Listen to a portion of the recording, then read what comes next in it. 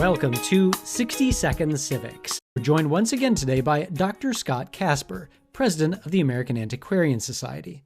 Dr. Casper, what questions did the framers address in organizing the legislative branch? The delegates were certainly concerned about legislatures going unchecked.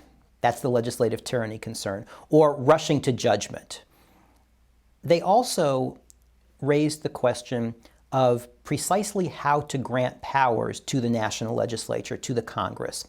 Should those powers, for example, be only enumerated powers, powers that were listed and beyond which the legislature could not go?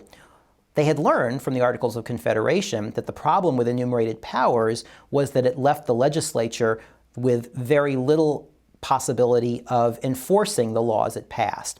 So they wanted to create some balance between enumerating specific responsibilities and powers of Congress and providing Congress with some kind of broader grant of power that allowed it to enforce or to legislate the enforcement of the powers that were listed. And that's how we get the necessary and proper clause of the Constitution. That is, Congress has the power to pass acts that are necessary and proper for exercising the foregoing powers.